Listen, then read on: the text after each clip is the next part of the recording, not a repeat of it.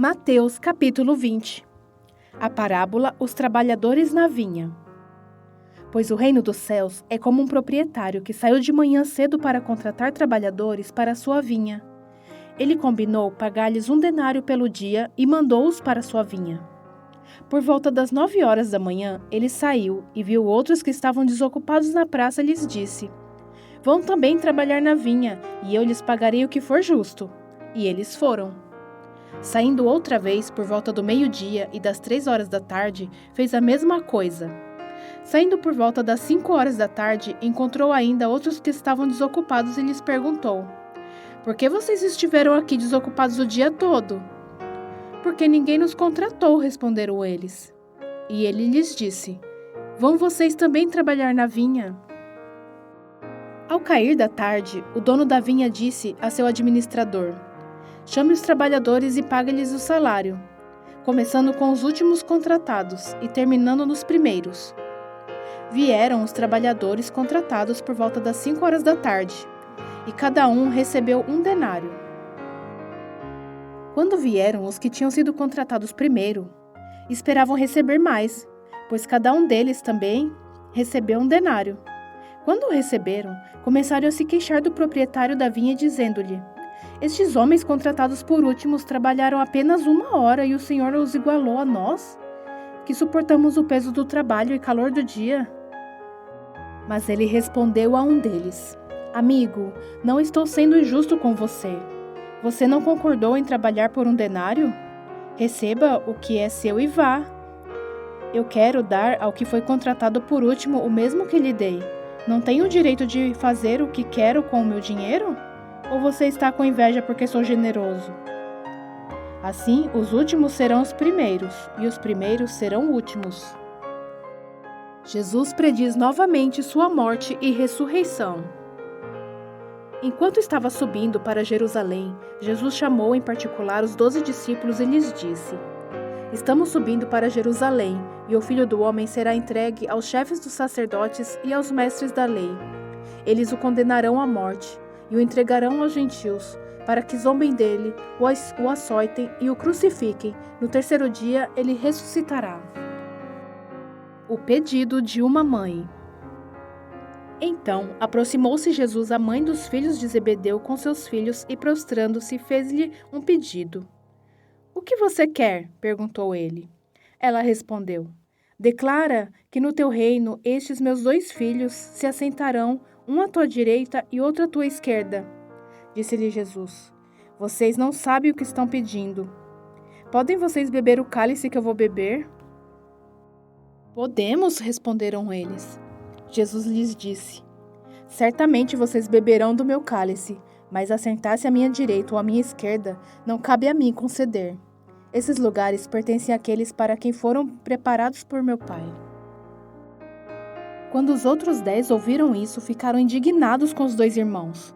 Jesus os chamou e disse: "Vocês sabem que os governantes das nações as dominam, e as pessoas importantes exercem poder sobre elas. Não será assim entre vocês? Ao contrário, quem quiser tornar-se importante entre vocês deverá ser servo, e quem quiser ser o primeiro deverá ser escravo. Como o Filho do Homem, que não veio para ser servido, mas para servir e dar sua vida em resgate por muitos." 2 cegos recuperam a visão. Ao saírem de Jericó, uma grande multidão seguiu Jesus. 2 cegos estavam sentados à beira do caminho, e quando ouviram falar que Jesus estava passando, puseram-se a gritar: "Senhor, filho de Davi, tem misericórdia de nós." A multidão os repreendeu para que ficassem quietos, mas eles gritavam ainda mais: "Senhor, filho de Davi, tem misericórdia de nós." Jesus, parando, chamou-os e perguntou-lhes: "O que vocês querem que eu lhes faça?" Responderam eles: "Senhor, queremos que se abram os nossos olhos." Jesus teve compaixão deles e tocou nos olhos deles. Imediatamente, eles recuperaram a visão e o seguiram. Mateus capítulo 21. A entrada triunfal. Quando se aproximaram de Jerusalém e chegaram a Betfagé, ao Monte das Oliveiras, Jesus enviou 2 discípulos dizendo-lhes: Vão ao povoado que está diante de vocês. Logo encontrarão uma jumenta amarrada com um jumentinho ao lado. Desamarram-nos e tragam-nos para mim. Se alguém lhes perguntar algo, digam-lhe que o Senhor precisa deles e logo os enviará de volta. Isso aconteceu para que se cumprisse o que fora dito pelo profeta. Digam à cidade de Sião: eis que seu rei vem a você, humilde e montado num jumento, num jumentinho, cria de jumenta. Os discípulos foram e fizeram o que Jesus tinha ordenado. Trouxeram a jumenta e o jumentinho, colocaram sobre eles os seus mantos e sobre estes Jesus montou. Uma grande multidão estendeu seus mantos pelo caminho, outros cortavam ramos de árvores e o espalhavam pelo caminho. A multidão que ia adiante dele e os que seguiam gritavam: Hosana ao filho de Davi, bendito é o que vem em nome do Senhor, Hosana nas alturas. Quando Jesus entrou em Jerusalém, toda a cidade ficou agitada e perguntava: quem é este? A multidão respondia: este é Jesus, o profeta de Nazaré da Galileia. Jesus purifica o templo. Jesus entrou no templo e expulsou todos os que ali estavam comprando e vendendo. Derrubou as mesas dos cambistas e as cadeiras do que vendiam pombas, e lhes disse: está escrito, a minha casa será chamada casa de oração, mas vocês estão fazendo dela um covil de ladrões. Os cegos e os mancos aproximaram-se dele no templo, e ele os curou. Mas quando os chefes dos sacerdotes e os mestres da lei viram as coisas maravilhosas que Jesus fazia, e as crianças gritando no templo: Hosana ao filho de Davi, ficaram indignados e lhe perguntaram: não estás ouvindo o que essas crianças estão dizendo? Respondeu Jesus: sim, vocês nunca leram? Dos lábios das crianças e dos recém-nascidos suscitaste louvor. E, deixando-os, saiu da cidade para Betânia, onde passou a noite. A figueira seca. De manhã cedo, quando Jesus voltava para a cidade, Jesus teve fome. Vendo uma figueira à beira do caminho, aproximou-se dela, mas nada encontrou, a não ser folhas. Então lhes disse: nunca mais dê frutos. Imediatamente a árvore secou. Ao verem isso, os discípulos ficaram espantados e perguntaram: como a figueira secou tão depressa? Jesus respondeu: eu lhes asseguro que se vocês tiverem fé e não duvidarem, poderão fazer não somente o que foi feito à figueira, mas também dizer a este monte: levante-se e atire-se no mar, e assim será feito. E tudo o que pedirem em oração, se crerem, vocês receberão. A autoridade de Jesus é questionada. Jesus entrou no templo e, enquanto ensinava, aproximaram-se dele os chefes dos sacerdotes e os líderes religiosos do povo e perguntaram: com que autoridades estás fazendo essas coisas? E quem te deu tal autoridade? Respondeu Jesus: eu também lhes farei uma pergunta. Se vocês me responderem, eu lhes direi com que autoridade estou fazendo essas coisas. De onde era o batismo de João? Do céu ou dos homens? Eles discutiam entre si dizendo: se dissermos do céu, ele perguntará: então por que vocês não creram nele? Mas se dissermos dos homens, temos medo do povo, porque todos consideram João um profeta. Eles responderam a Jesus: não sabemos. E ele lhes disse: tampouco lhes direi com que autoridade estou fazendo essas coisas. A parábola dos 2 filhos. O que acham? Havia um homem que tinha 2 filhos. Chegando o primeiro, disse: filho, vá trabalhar hoje na vinha. Ele respondeu: não quero. Mas depois mudou de ideia e foi. O pai chegou ao outro filho e disse a mesma coisa. Ele respondeu: sim, senhor. Mas não foi. Qual dos 2 fez a vontade do pai? O primeiro, responderam eles. Jesus lhes disse: digo-lhes a verdade. Os publicanos e as prostitutas estão entrando antes de vocês no reino de Deus. Porque João veio para lhe mostrar o caminho da justiça, e vocês não creram nele. Mas os publicanos e as prostitutas creram. E mesmo depois de verem isso, vocês não se arrependeram nem creram nele. A parábola dos lavradores. Ouçam outra parábola. Havia um proprietário de terras que plantou uma vinha. Colocou uma cerca ao redor dela. Cavou um tanque para prensar as uvas e construiu uma torre. Depois arrendou a vinha e a alguns lavradores e foi fazer uma viagem. Aproximando-se à época da colheita, enviou seus servos aos lavradores para receber os frutos que lhe pertenciam.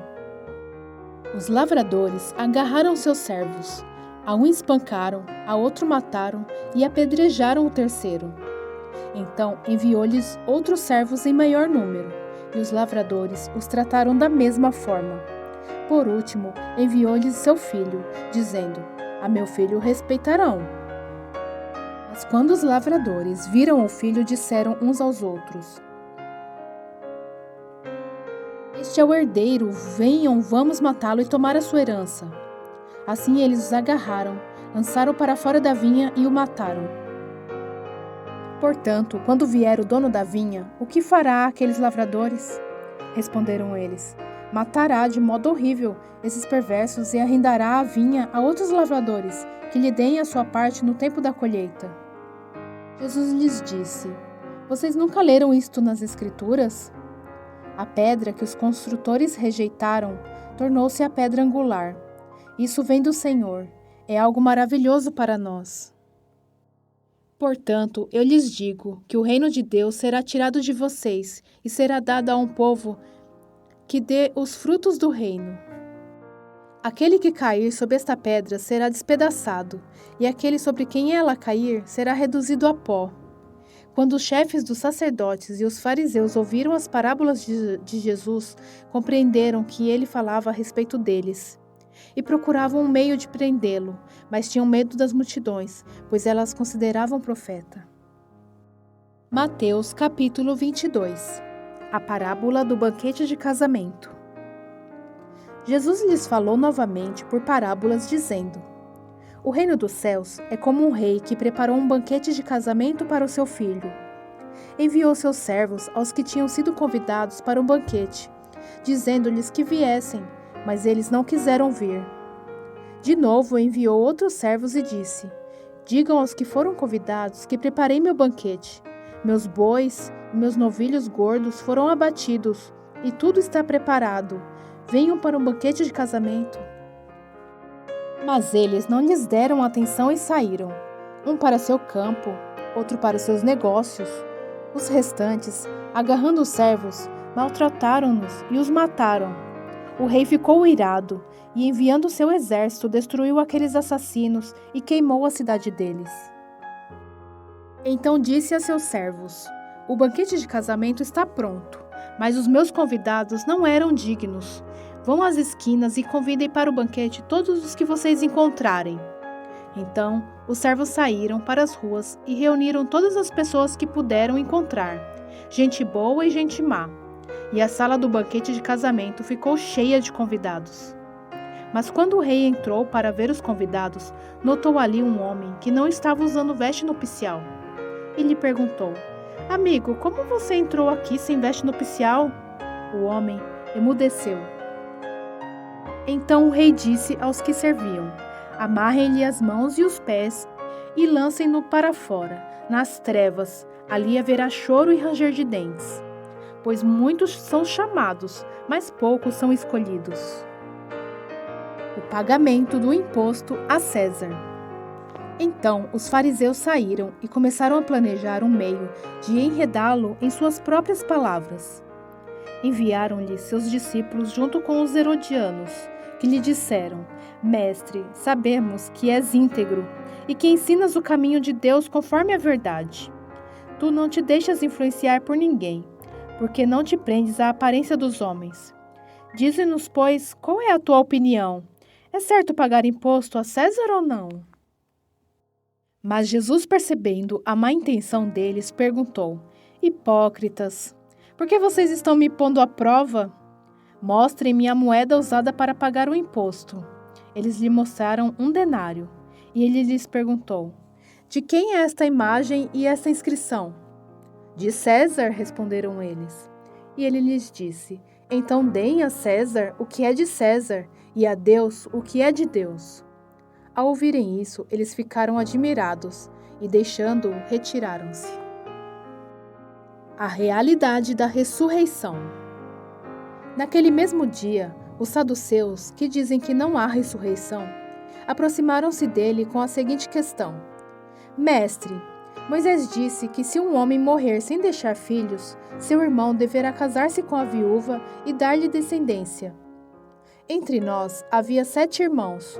O primeiro casou-se e morreu. Como não teve filhos, deixou a mulher para seu irmão. A mesma coisa aconteceu com o segundo, com o terceiro, até o 7º. Finalmente, depois de todos, morreu a mulher. Pois bem, na ressurreição, de qual dos 7 ela será esposa, visto que todos foram casados com ela? Jesus respondeu: Vocês estão enganados porque não conhecem as Escrituras nem o poder de Deus. Na ressurreição, as pessoas não se casam nem se dão em casamento, mas são como os anjos no céu. E quanto à ressurreição dos mortos, vocês não leram o que Deus lhes disse: Eu sou o Deus de Abraão, o Deus de Isaque e o Deus de Jacó? Ele não é Deus de mortos, mas de vivos. Ouvindo isso, a multidão ficou admirada com seu ensino. O maior mandamento. Ao ouvirem dizer que Jesus havia deixado os saduceus sem resposta, os fariseus se reuniram. Um deles, perito da lei, o pôs à prova com esta pergunta: Mestre, qual é o maior mandamento da lei? Respondeu Jesus: Ame o Senhor, o seu Deus, de todo o seu coração, de toda a sua alma e de todo o seu entendimento. Este é o primeiro e maior mandamento, e o segundo é semelhante a ele: ame seu próximo como a si mesmo. Destes 2 mandamentos dependem toda a lei e os profetas. O Cristo é Senhor de Davi. Estando os fariseus reunidos, Jesus lhes perguntou: O que vocês pensam a respeito do Cristo? De quem ele é filho? É filho de Davi, responderam eles. Ele lhes disse: Então, como é que Davi, falando pelo Espírito, o chama Senhor, pois ele afirma: O Senhor disse ao meu Senhor: Senta-te à minha direita, até que eu ponha os teus inimigos debaixo de teus pés. Se, pois, Davi o chama Senhor, como pode ser ele seu filho?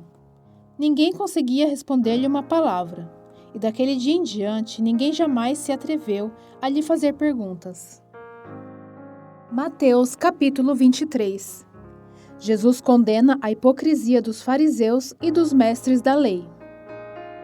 Então Jesus disse à multidão e a seus discípulos: Os mestres da lei e os fariseus se assentam na cadeira de Moisés. Obedeçam-lhe e façam tudo o que eles dizem, mas não façam o que eles fazem, pois não praticam o que pregam. Eles atam fardos pesados e os colocam sobre os ombros dos homens, mas eles mesmos não estão dispostos a levantar um só dedo para movê-los. Tudo o que fazem é para serem vistos pelos homens. Eles fazem seus filatérios bem largos e as franjas de suas vestes bem longas. Gostam do lugar de honra nos banquetes e dos assentos mais importantes nas sinagogas, de serem saudados nas praças e de serem chamados mestres. Mas vocês não devem ser chamados mestres. Um só é o mestre de vocês, e todos vocês são irmãos. A ninguém na terra chamem pai, porque vocês só têm um pai, aquele que está nos céus. Tampouco vocês devem ser chamados chefes, porquanto vocês têm um só chefe, o Cristo. O maior entre vocês deverá ser servo, pois todo aquele que a si mesmo se exaltar será humilhado, e todo aquele que a si mesmo se humilhar será exaltado. Ai de vocês, mestres da lei e fariseus hipócritas! Vocês fecham o reino dos céus diante dos homens. Vocês mesmos não entram, nem deixam entrar aquele que gostariam de fazê-lo. Ai de vocês, mestres da lei e fariseus hipócritas! Vocês devoram as casas das viúvas e, para disfarçar, fazem longas orações. Por isso serão castigados mais severamente. Ai de vocês, mestres da lei e fariseus hipócritas! porque percorrem terra e mar para fazer um convertido, e quando conseguem, vocês o tornam 2 vezes mais filho do inferno do que vocês. Ai de vocês, guias cegos, pois dizem, se alguém jurar pelo santuário, isto nada significa. Mas se alguém jurar pelo ouro do santuário, está obrigado por seu juramento. Cegos insensatos, que é mais importante, o ouro ou o santuário que santifica o ouro? Vocês também dizem, se alguém jurar pelo altar, isso nada significa. Mas se alguém jurar pela oferta que está sobre ele, está obrigado por seu juramento. Cegos, que é mais importante, a oferta ou o altar que santifica a oferta? Portanto, aquele que jurar pelo altar, jura por ele e por tudo o que está sobre ele. E o que jurar pelo santuário, jura por ele e por aquele que nele habita. E aquele que jurar pelos céus, jura pelo trono de Deus e por aquele que nele se assenta. Ai de vocês, mestres da lei e fariseus hipócritas! Vocês dão o dízimo da hortelã, do endro e do cominho, mas têm negligenciado os preceitos mais importantes da lei, a justiça, a misericórdia e a fidelidade. Vocês devem praticar essas coisas, sem omitir aquelas. Guias cegos, vocês coam um mosquito e engolem um camelo. Ai de vocês, mestres da lei e fariseus, hipócritas! Vocês limpam o exterior do copo e do prato, mas por dentro eles estão cheios de ganância e cobiça. Fariseu cego, limpe primeiro o interior do copo e do prato, para que o exterior também fique limpo. Ai de vocês, mestres da lei e fariseus hipócritas! Vocês são como sepulcros caiados, bonitos por fora, mas por dentro estão cheios de ossos e de todo tipo de imundície. Assim são vocês. Por fora parecem justos ao povo, mas por dentro estão cheios de hipocrisia e maldade. Ai de vocês, mestres da lei e fariseus hipócritas! Vocês edificam os túmulos dos profetas e adornam os monumentos dos justos, e dizem, se tivéssemos vivido no tempo dos nossos antepassados, não teríamos tomado parte com eles no derramamento do sangue dos profetas. Assim vocês testemunham contra si mesmos, que são descendentes do que assassinaram os profetas. Acabem, pois, de encher a medida do pecado dos seus antepassados. Serpentes, raça de víboras, como vocês escaparão da condenação ao inferno? Por isso, eu lhes estou enviando profetas, sábios e mestres. A um vocês matarão e crucificarão, a outros açoitarão nas sinagogas de vocês e perseguirão de cidade em cidade. E assim sobre vocês recairá todo o sangue justo derramado na terra, desde o sangue do justo Abel até o sangue de Zacarias, filho de Baraquias, a quem vocês assassinaram entre o santuário e o altar. Eu lhes asseguro que tudo isso sobreviverá a esta geração. Jerusalém, Jerusalém, você que mata os profetas e apedreja os que lhes são enviados. Quantas vezes eu quis reunir os seus filhos, como a galinha reúne os seus pintinhos debaixo das suas asas, mas vocês não quiseram. Eis que a casa de vocês ficará deserta, pois eu lhes digo que vocês não me verão mais, até que digam, bendito é o que vem em nome do Senhor. Mateus capítulo 24. O sinal do fim dos tempos. Jesus saiu do templo e, enquanto caminhava, seus discípulos aproximaram-se dele para lhe mostrar as construções do templo. Vocês estão vendo tudo isso? Perguntou ele. Eu lhes garanto que não ficará aqui pedra sobre pedra, serão todas derrubadas. Tendo Jesus se assentado no Monte das Oliveiras, os discípulos dirigiram-se a ele em particular e disseram, dize-nos, quando acontecerá essas coisas? E qual será o sinal da tua vinda e do fim dos tempos? Jesus respondeu, cuidado que ninguém os engane, pois muitos virão em meu nome, dizendo, eu sou o Cristo, e enganarão a muitos. Vocês ouvirão falar de guerras e rumores de guerras, mas não tenham medo, é necessário que tais coisas aconteçam, mas ainda não é o fim. Nação se levantará contra nação e reino contra reino. Haverá fomes e terremotos em vários lugares. Tudo isso será o início das dores. Então, eles os entregarão para serem perseguidos e condenados à morte, e vocês serão odiados por todas as nações por minha causa. Naquele tempo, muitos ficarão escandalizados, trairão e odiarão uns aos outros, e numerosos falsos profetas surgirão e enganarão a muitos. Devido ao aumento da maldade, o amor de muitos esfriará. Mas aquele que perseverar até o fim será salvo. E este evangelho do reino será pregado em todo o mundo, como testemunho, e todas as nações, e então virá o fim. Assim, quando vocês virem o sacrilégio terrível do qual falou o profeta Daniel no lugar santo, quem lê, entenda. Então, os que estiverem na Judeia, fujam para os montes. Quem estiver no telhado de sua casa, não desça para tirar dela coisa alguma. Quem estiver no campo, não volte para pegar seu manto. Como serão terríveis aqueles dias para as grávidas e para as que estiverem amamentando. Orem para que a fuga de vocês não aconteça no inverno nem no sábado, porque haverá então grande tribulação, como nunca houve desde o princípio do mundo até agora, nem jamais haverá. Se aqueles dias não fossem abreviados, ninguém sobreviveria. Mas, por causa dos eleitos, aqueles dias serão abreviados. Se então alguém lhes disser, vejam, aqui está o Cristo, ou ali está ele, não acreditem, pois aparecerão falsos cristos e falsos profetas, que realizarão grandes sinais e maravilhas, para que, se possível, enganar até os eleitos. Vejam que eu os avisei antecipadamente. Assim, se alguém lhe disser, ele está lá, no deserto, não saiam, ou ali está ele dentro de casa, não acreditem. Porque assim como o relâmpago sai do Oriente e se mostra no Ocidente, assim será a vinda do Filho do Homem. Onde houver um cadáver, aí se juntarão os abutres. Imediatamente após a tribulação daqueles dias, o sol escurecerá, e a lua não dará a sua luz. As estrelas cairão do céu, e os poderes celestes serão abalados. Então aparecerá no céu o sinal do Filho do Homem, e todas as nações da terra se lamentarão, e verão o Filho do Homem vindo nas nuvens do céu com poder e grande glória. E ele enviará os seus anjos com grande som de trombeta, e estes reunirão os seus eleitos dos quatro ventos, de uma à outra extremidade dos céus.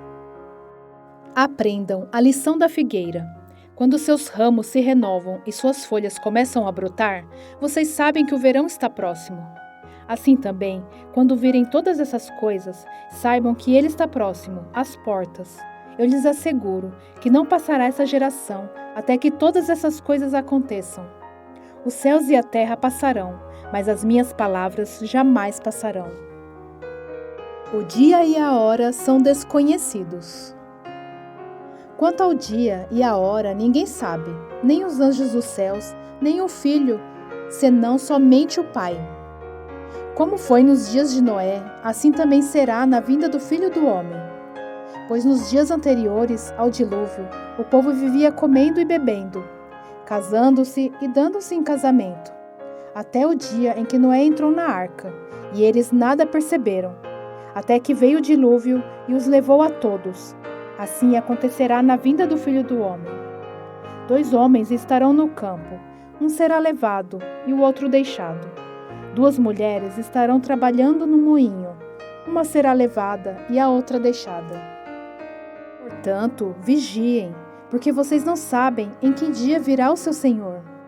Mas entendam isso, se o dono da casa soubesse a que hora da noite o ladrão viria, ele ficaria de guarda e não deixaria que a sua casa fosse arrombada. Assim vocês também precisam estar preparados, porque o Filho do Homem virá numa hora em que vocês menos esperam. Quem é, pois, o servo fiel e sensato, a quem seu senhor encarregados de sua casa para lhe dar alimento no tempo devido? Feliz o servo que seu senhor encontrar fazendo assim quando voltar. Garanto-lhes que ele o encarregará de todos os seus bens. Mas suponham que este servo seja mau e diga a si mesmo, meu senhor está demorando. E então comece a bater em seus conservos e a comer e a beber com os beberrões. O senhor daquele servo virá num dia em que ele não o espera, e numa hora que não sabe, Ele o punirá severamente e lhe dará lugar com os hipócritas, onde haverá choro e ranger de dentes. Mateus capítulo 25. A parábola das 10 virgens. O reino dos céus será, pois, semelhante a 10 virgens, que pegaram suas candeias e saíram para encontrar com o noivo. 5 delas eram insensatas, e 5 eram prudentes. As insensatas pegaram suas candeias, mas não levaram óleo.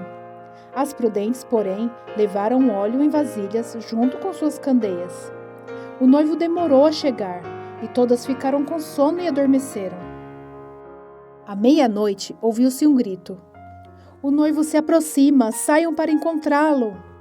Então, todas as virgens acordaram e prepararam suas candeias. As insensatas disseram às prudentes: "Dê-nos um pouco do seu óleo, pois as nossas candeias estão se apagando." Elas responderam: "Não, pois pode ser que não haja o suficiente para nós e para vocês. Vão comprar óleo para vocês." E saindo elas para comprar o óleo, chegou o noivo. As virgens que estavam preparadas entraram com ele para o banquete nupcial, e a porta foi fechada. Mais tarde vieram também as outras e disseram: "Senhor, Senhor, abre a porta para nós." Mas ele respondeu: "A verdade é que eu não as conheço. Portanto, vigiem, porque vocês não sabem o dia nem a hora." A parábola dos talentos. E também será como um homem, que ao sair de viagem, chamou seus servos e confiou-lhes os seus bens. A um deu 5 talentos, a outro 2 e a outro 1, a cada um de acordo com a sua capacidade. Em seguida partiu de viagem. O que havia recebido 5 talentos saiu imediatamente, aplicou-os e ganhou mais 5. Também o que tinha 2 talentos ganhou mais 2. Mas o que tinha recebido 1 talento saiu, cavou um buraco no chão e escondeu o dinheiro do seu senhor. Depois de muito tempo, o senhor daqueles servos voltou e acertou contas com eles. O que tinha recebido 5 talentos trouxe os outros 5 e disse: "O senhor me confiou 5 talentos. Veja, eu ganhei mais 5. O senhor respondeu: "Muito bem, servo bom e fiel. Você foi fiel no pouco, e eu o porei sobre o muito. Venha e participe da alegria do seu senhor." Veio também o que tinha recebido 2 talentos e disse: "O senhor me confiou 2 talentos. Veja, eu ganhei mais 2. O senhor respondeu: "Muito bem, servo bom e fiel. Você foi fiel no pouco, e eu o porei sobre o muito. Venha e participe da alegria do seu senhor." Por fim, veio o que tinha recebido 1 talento e disse: "Eu sabia que o senhor é um homem severo, que colhe onde não plantou e junta onde não semeou. Por isso tive medo, saí e escondi o seu talento no chão. Veja, aqui está o que lhe pertence." O senhor respondeu: "Servo mau e negligente. Você sabia que eu colho onde não plantei e junto onde não semeei? Então você deveria ter confiado o meu dinheiro aos banqueiros, para que, quando eu voltasse, o recebesse de volta com juros.